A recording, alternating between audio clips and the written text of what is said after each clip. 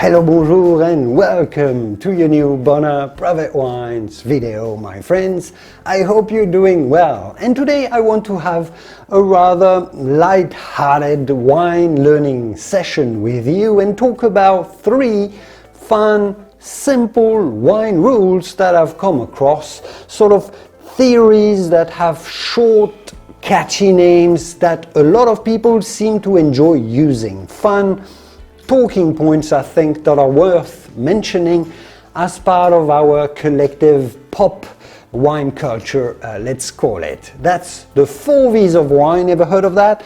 The 1, 2, 3 rule and the ABC rule as well. And I'm going to be rating each of these beginners guidelines so you know exactly what I think about each of those. Let's explain, let's go.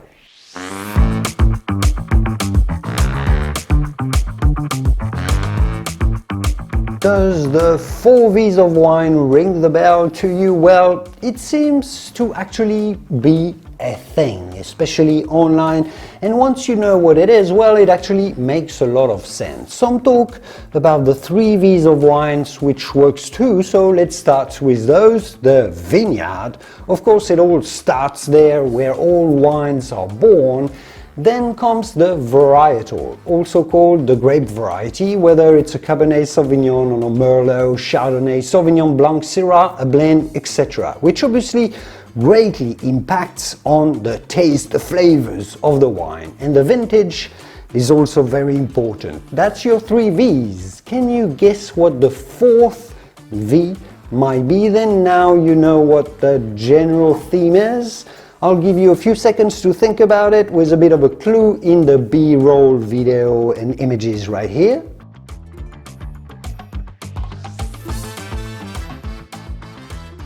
Yes, of course, the 4th V is the vintner, so let's say the winery. So the 4 V's of wine is what defines the essence of a vino, its ID, if you wish, where it comes from, the ethnicity, etc. If you're ever wondering then what's important to talk about when you're presenting a wine to your guests, well, here you have a nice way to remember it. That's what sommeliers and wine shop staff use as a checklist.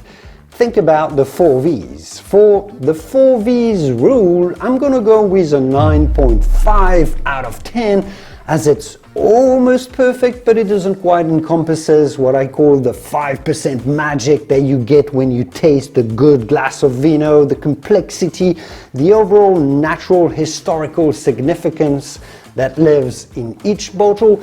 That is not quite in the 4 V's rule, but it's a pretty good one.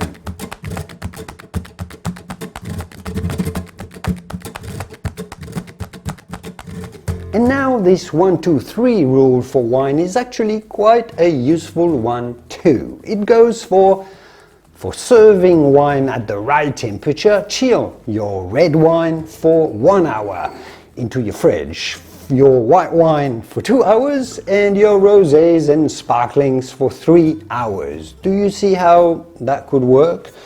It's certainly not a perfect or absolute rule at all, and I made a thorough video explaining the perfect serving temperatures for different wines and why. You can watch it right here if you want to understand it all. But as a rule of thumb, the 1, 2, 3 rule is really not too bad. If you start with your wines at room temperature, say 70 degrees, well, it's way too warm for your wine. It's a comfortable warm room temperature, 70 degrees. That's too much for most wines. But if you put that bottle of red wine in your fridge for 1 hour, it'll slowly cool down to around 62 degrees. That is exactly the right temperature that I recommend for serving reds. Although 1 hour might be a little too long, but again, it depends how warm your room is to start with, but it's if it's anywhere above 70 degrees, 1 hour will work quite nicely for reds. 2 hours for white wines will chill them well, but not enough to set them at fridge temperature. So probably somewhere around the 50-55 mark, which generally works really great for white wines. And then 3 hours will really chill your sparkling and rosés down to fridge temp, which is pretty much where most people want them, although I'd probably be just a little higher at around 45 degrees, but 3 hours might not chill them all the way down to 40.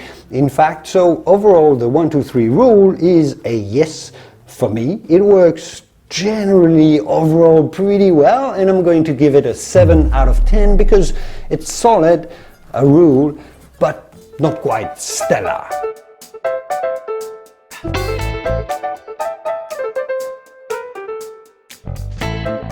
And after the 1-2-3 rule, what's the ABC rule now? You're probably wondering. Well, it's not quite what it seems. It stands for anything but Chardonnay, and it's a relic from a time in the 1980s and 90s when California in particular and US wines in general were very opulent, very rich in alcohol, and more importantly overly oaky, which was the case for Chardonnays in particular that tend to become very buttery, very heavy if matured in oak barrels. So true wine enthusiasts at the time who liked to be able to actually taste the real flavors from the grapes, not just the oak flavors but the 4 V's, essentially, well, they came up with this phrase anything but Chardonnay, or ABC, because in other varietals usually they didn't receive quite the same treatment of being overwhelmed with oak flavors. So in other varietals but Chardonnay, you could actually taste the vintage, the vintner, etc., when a wine wasn't a Chardonnay. So anything but Chardonnay they were going for. Now Chardonnays all over the world now, including in California, are made with the terroir and the origin of the grapes in mind, like they've always been made in Burgundy, birthplace of Chardonnay. It's done now everywhere around the world. So that ABC rule is a bit outdated, so this is why I'm going to give it a 5 out of 10. It's an old rule that doesn't quite apply here, but for its historical value, it's a 5 out of 10 now.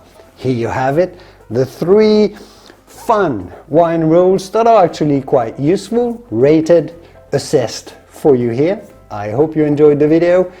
Take care, and I will see you soon in the wonderful world of wine. Cheers.